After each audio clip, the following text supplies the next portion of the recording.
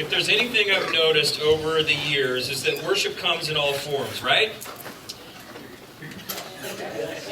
Oh, I just wondered if you were all still out there or not. Worship comes in all forms. It comes in all styles of music. It comes in all kinds of things. And I think sometimes I find myself I can get into a rut and I want worship or music to be a certain way. And yet I see that God does not just limit worship to the walls of a church or the walls of a movie theater or the walls of even our mind. God says, I want to be worshiped in all things. And so we come before God and we worship Him in different ways. And so for John and Tyler and Kim to be up here and to be leading us is just an incredible gift.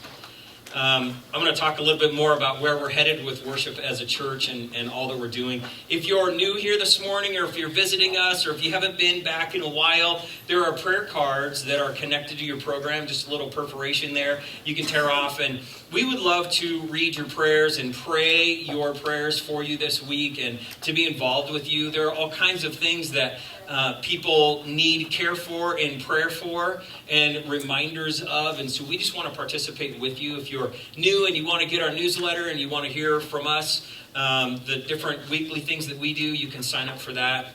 You can sign up for small groups that we're going to start and all kinds of things. So we use that little tear-off perforation as a way to stay connected. And so we would love that if you want to connect with us. But welcome to Crossroads.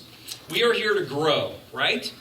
We're not here for a show. We're not here for a performance. You can pay money for those kind of things and watch those on the big screen. We're actually here to live a life and be a community together and to grow in worship and together. But one thing that I want to say is that sometimes life is full of decisions, right? It's like this road sign. Decisions are always ahead of us. If you live a life that doesn't make decisions, I don't even know if you're living a life. Right? I mean, if you live and you progress forward, then there are decisions everywhere to be made. And sometimes these decisions barrage our minds. They kind of overload us. Like this one story of this couple that went to a restaurant. And they enter the restaurant and the hostess is very kind. And she says, would you like to sit inside? Would you like to sit out on the patio? Would you like to sit up on the balcony? Or we have all kinds of places you can sit. And they kind of left it up to the couple to decide. So they found out a place to sit and they sat down. And the waiter came by. And he said, would you like water with ice? Would you like water with a lemon? Would you like a spritzer? What kind of water would you like? So they're making their decisions, and then they see the menu, and on the menu there's 2 pages of appetizers, and they can't make up their mind. And then there's 12 pages of entrees, like real food you can eat, and they have a difficult time making up their mind. And this poor couple is getting to the end of their wits with how many decisions they have to make. And then finally, the guy kind of is at this frustration point, and the waiter comes by with the dessert cart. Have you ever been to a restaurant where they bring up a dessert cart, or they have this tray of all the little plastic desserts that look real, but they're not, and you have to decide? Finally, the guy in the relationship kind of goes nuts. He starts to lose his cool, and he wants to fight with the waiter. And so then the waiter says, would you like to fight here at the table? Would you like to go out in the back and fight? Would you like to fight out on the street? Anyway, it just seems like sometimes decisions can paralyze us. They can cause our mind to get sort of stuck. Have you ever been there? How many of you don't like to make decisions? Raise your hand. You just made a decision. How about that? Isn't that an interesting way to think about things? I think sometimes decisions can overload our brain, our circuitry, and we can kind of blow our top and feel like we're stuck or feel like we don't have anywhere to sort of go. I think some of you even are going to make some pretty heavy decisions this week. And I'm not talking about skim milk in your latte or cinnamon sprinkles on your latte. I'm talking about real life decisions that are really hard. And I think the author, Frank Borum, he said this: we make our decisions, and then our decisions make us. You ever heard that? We make these decisions and we think that they're life decisions. Some people can't even decide some things and they get paralyzed, but then their decisions begin to make them. And if we're going to be a people that seek after God and follow who He is, then we need to learn how to make up our mind. We need to learn how to walk with God and look at God's preferences, look at the way God gives us wisdom. And so we do that by looking into the Scripture. If you have your Bible or if you want to look up on the screen, we're going to look at James chapter 1 today. We're in this series of the book of James. It's called Measure Up. Today we're talking about how to make up our mind. And in James chapter 1, verse 5, reads like this: If any of you lacks wisdom, you should ask God, who gives generously to all without finding fault, and it will be given to you. But when you ask, you must believe and not doubt, because the one who doubts is like a wave of the sea blown and tossed by the wind. Those who doubt should not think that they will receive anything from the Lord. They are double-minded and unstable in all they do. Believers in humble circumstances ought to take pride in their high position, but the rich should take pride in their humiliation, since they will pass away like a wildflower. For the sun rises with scorching heat and withers the plant, and its blossom fails, and its beauty is destroyed. And in the same way, the rich will fade away even while they go about their business. Wow. James cuts right to the heart. James is not messing around. He's not sort of, if you feel good, do the right thing. And if you don't feel good, just don't worry. But he's like, goes right at it. That's why I like the book of James. It's very clear to me. It's very precise. Today, if you struggle with decision making or making proper decisions, we're going to talk about three things today. We're going to talk about the problem of what's going on. We're going to talk about a prescription, and then we'll talk about a promise. So follow me on these three things. If you want to fill in your hand notes, you can. I'm going to do fill in the blanks on the screen. You can kind of follow along. Number one, the problem I think with this whole thing is indecision. The problem is indecision. In fact, it says in verse 8,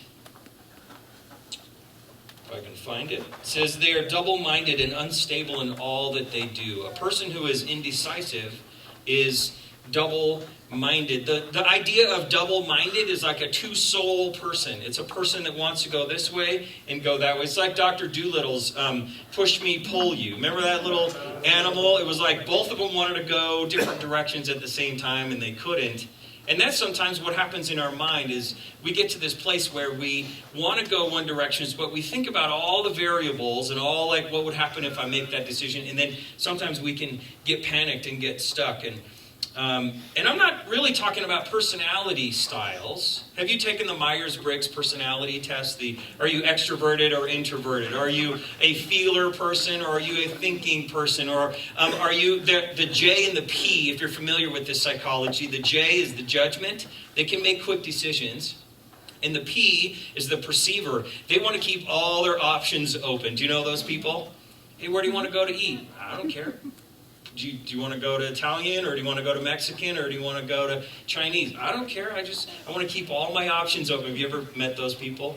That's not even what we're talking about today. We're not talking about just personality styles, but people that are hindered by indecision. They can't actually make a choice or make a decision that would have them walk forward and walk with God.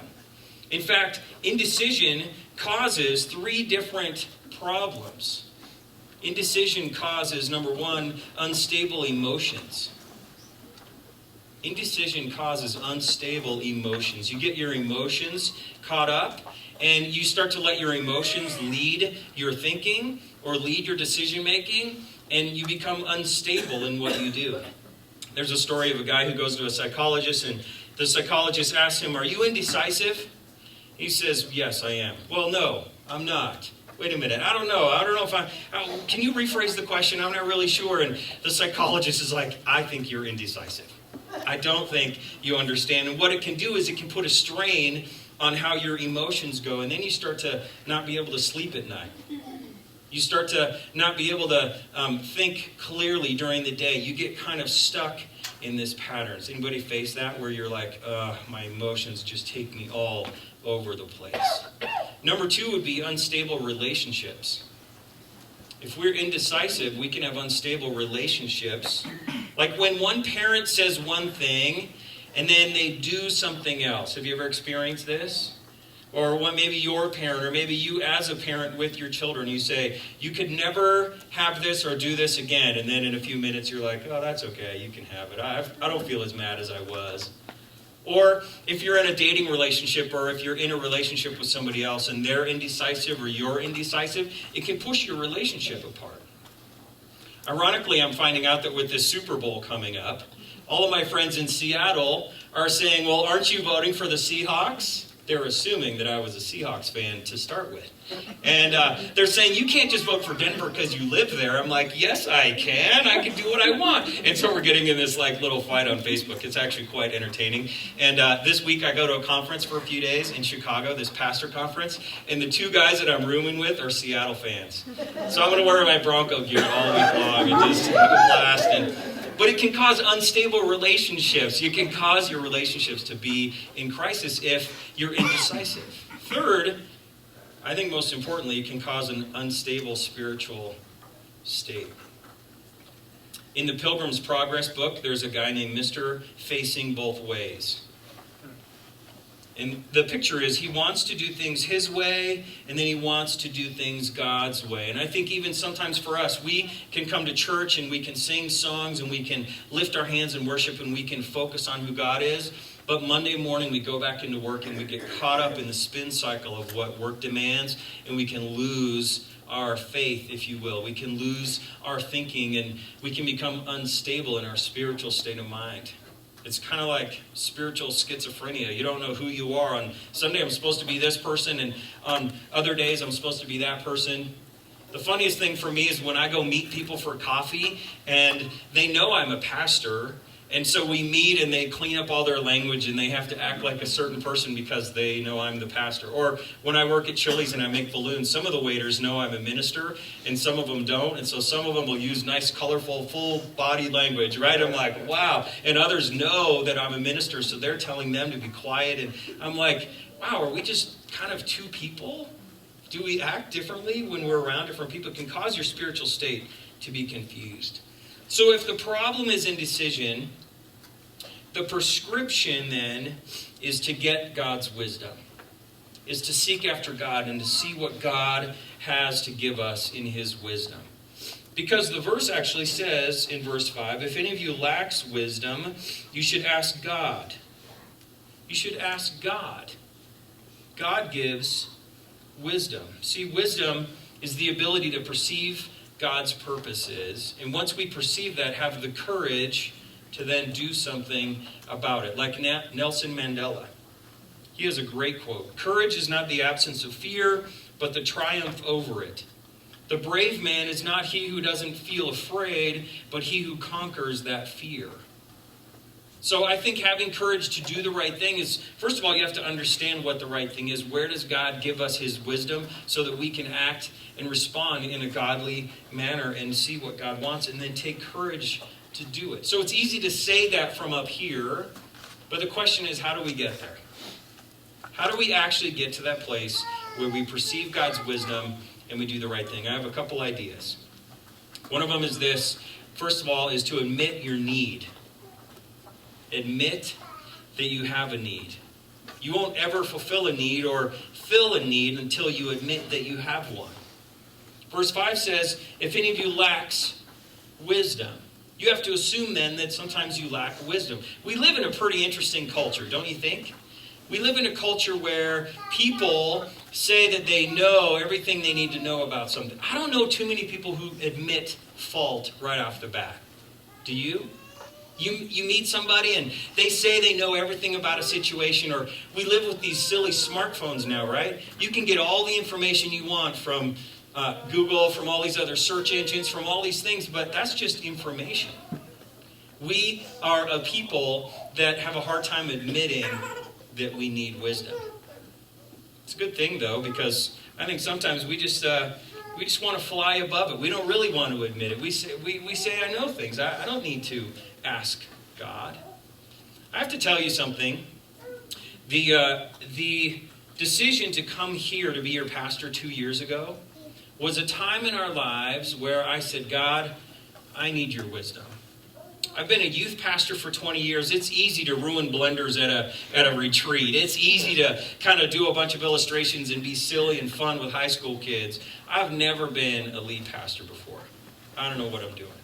I don't have all the answers for people who have all kinds of real life struggles and marriage and children and adult problems. And I had to come to this place where I admitted that I needed God to lead me. I don't even know what all the future questions are about being a lead pastor. We're going to talk as a leadership team this year about addressing maybe a capital campaign fund so that in the next 3 or 4 years we can be putting money towards buying a building so we actually own something and we can do ministry in it all week long when we're doing ministry. We're going to talk also as a leadership this year about our decision with worship and where we're going with another worship pastor and how they can lead us. And these are things that I don't have answers for. And so I need to admit to you and admit to God that I need God's wisdom on where we're headed. There are things in your life where you don't have all the answers for. You may fake it pretty good. You may look like you have it together, but deep inside you're like, I don't know how I'm going to answer this. I don't know how I'm going to raise my kid past their teenage years. I don't know how I'm going to get our marriage back on track. We need to admit that we are in a place that we need God's wisdom. That's the first step. Number 2, the second step is to ask God for his wisdom. Because the verse says if you lack wisdom, then ask God for it. The whole idea of asking God is really giving God permission to speak into your life. It's one thing to say, well, God, yeah, I need you, but kind of cross your arms and hold off a little bit and say, but I'm just not going to really approach you or listen to your answer. The hardest thing for me as a teenage kid was when I asked my parents for their opinion and their decision, and they would give me their decision, and I would kind of draw a line and say, well, that's good opinion and all, but I don't know if I actually want to do that. Have you ever been there? Have you ever got somebody else's advice, but you didn't really want to step forward and do it? Well, number 2, when asking for wisdom is really seeing God's perspective. There's a woman that had breast cancer, and she writes this. She says, this trial pushed me so far into my soul, I had to take a deep, long look at my life before God. So I got on my knees before God, and there were many things that I thought were important in my life. All kinds of other things that would be distractions really from God or away from God. And so now God has helped put this life into perspective. Now that I have this cancer and I have to deal with these things, I've discovered that relationships are far more important than some of the things I used to focus on. And the people who know me and my family, my relationship with God, these are the priorities in my life. When we ask God for his wisdom, God will sometimes put you in a situation to learn his wisdom. It's a scary proposition. It's easy to say, oh, just keep rolling with your life. You probably got it all figured out. It's hard to say, when you ask God for wisdom, you need to actually sit back and wait for God to teach you. Sometimes God will put you in that place of sadness, that place of where you feel like it's hard to trust God, where God will let the bottom drop out of something and you have to trust him to see where his wisdom will lead you. Number 3 would be this. Anticipate the answer. Anticipate. Wait for God to actually answer and lead you in his wisdom. Verse 6 says this, when you ask, you must believe and not doubt. Because the one who doubts is like a wave of the sea, blown and tossed by the wind. James is saying that doubt can actually be debilitating. It prevents God from working in your life. There's a place where doubt is good. It's good to question some things. But if you let doubt become debilitating, it's hard to actually trust. And then, like the waves of a sea, you get tossed back and forth. And it's hard to see where God wants you to go. I think, honestly, some people that were raised by parents who were hard to trust, or raised by people that didn't actually provide answers for them, it's hard to trust in a God who says, I'll provide answers for you when it's not part of your nature. And that's where God asks us to step up and to truly trust him. The truth is, we have to be honest about our sin. We have to be honest about the things that get in the way of God and clear those and say, God, please remove those so that I can actually hear from you and seek the answer that you're trying to give me.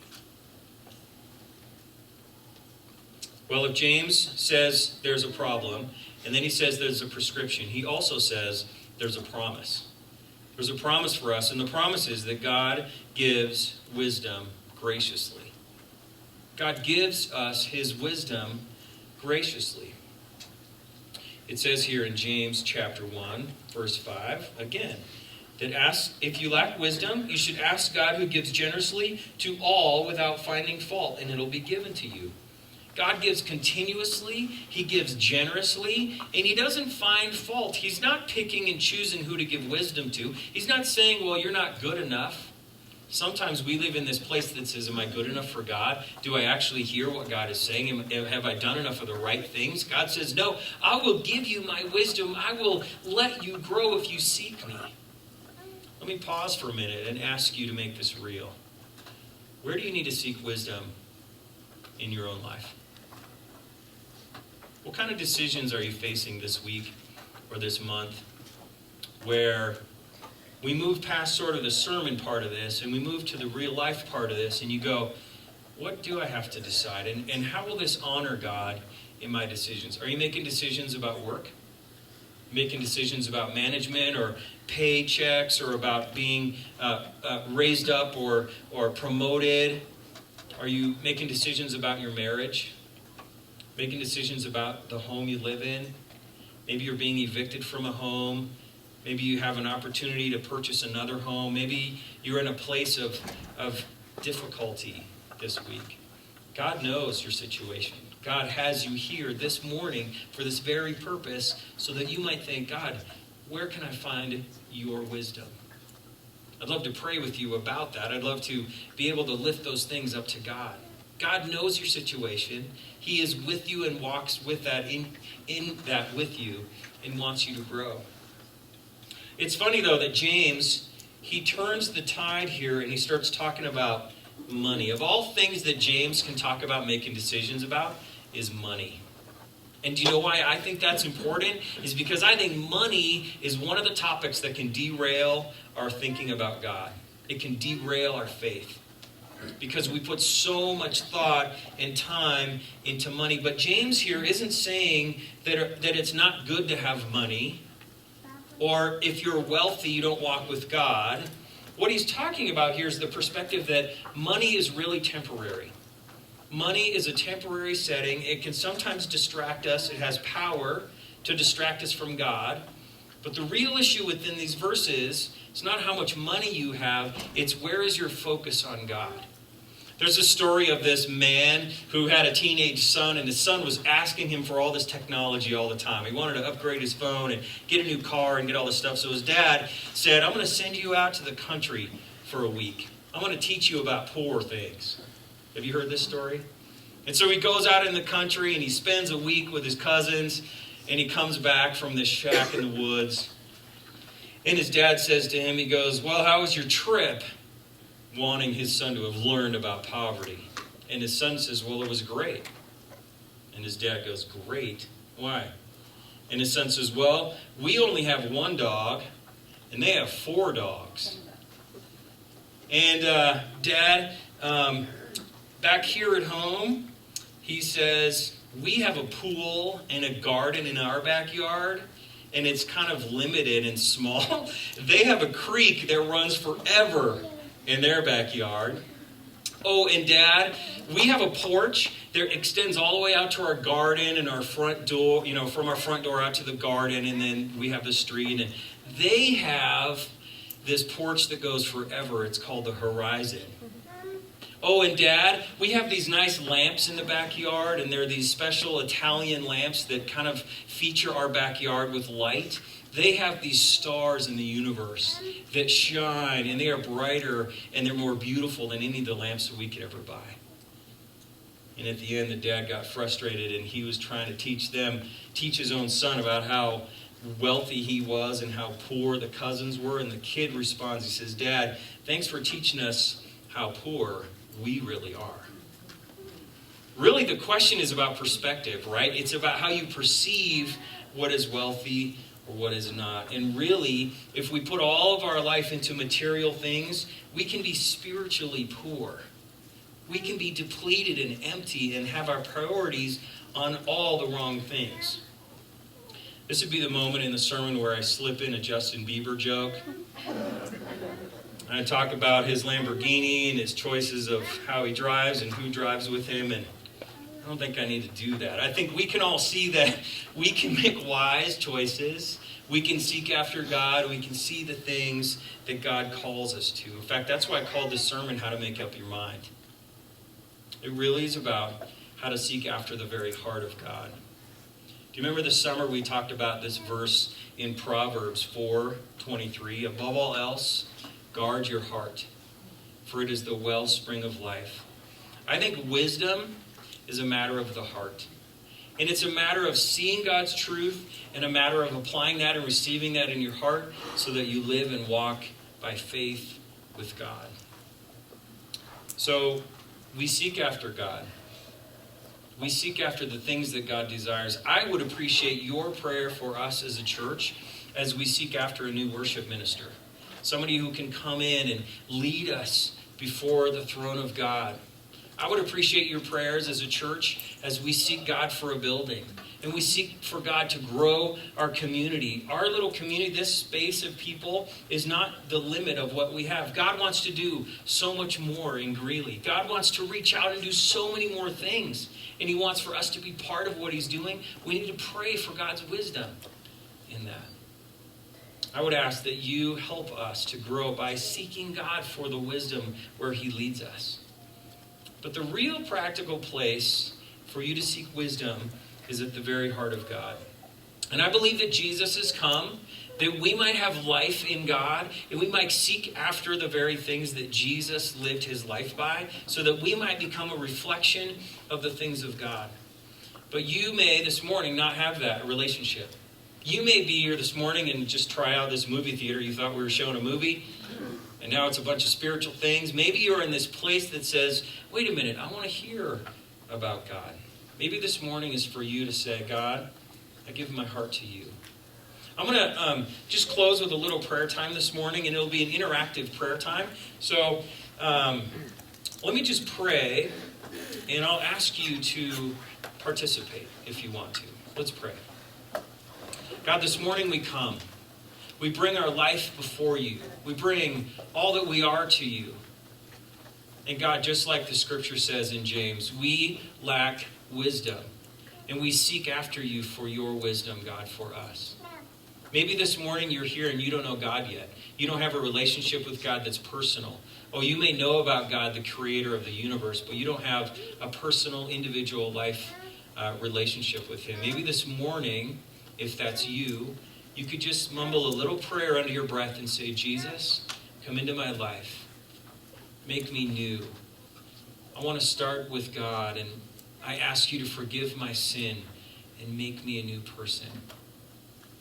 Maybe this morning you have walked with God for years and years, but you've noticed that the wisdom in your life is leaning more towards your own self rather than God's wisdom. Maybe you want to renew your faith in God this morning and say something simple under your breath and say, God, I've walked away from you. I need to renew my relationship with you. Would you let me start over again with you in my life? Let me become a new person this morning. I trust in your wisdom, God, more than my own. Lead me. Maybe you're here this morning and you've walked in faith and you know God deeply, but you're struggling with the decision you have to make in this next week or two. And if that's you, I want to pray over you. If you're willing, would you just stand up where you are? If you're facing a decision that is going to maybe change the course of your life or change the course of your home or your family or your finances, your marriage, if you're facing something where you need God's wisdom, will you just simply stand up? And I'm going to pray over you. Thank you. Thank you. Thank you. Thank you. Let's pray. God, we seek you. We admit that we need you. God, we need your wisdom in this moment more than our own simple human wisdom. God, I pray. I pray for my friends who have stood up and who admit that they need wisdom this week. Would you grant them, God, a miracle? Grant them the ability to see that you walk in this world and you will meet their need. God, meet them this morning. Whatever they're facing, their trial, their temptation, their worry, their doubt, their finances, their marriage, their home, their future. Meet them this week, I pray, and fulfill in them that call to walk close with you. Would the rest of you stand up just for a moment? God, as a people, we come to you all standing, all in the need of Jesus, to meet us in a place where only you can meet us. Father, come and let us give you glory for who you are. We praise you, Jesus, for meeting our needs very, very specifically. We ask you today that you receive glory in giving us wisdom to walk closer with you. We pray this in the name of the Father, and the Son, and the Holy Spirit. Amen. You may be seated. We're going to take the offering this morning as we sing, and we will conclude.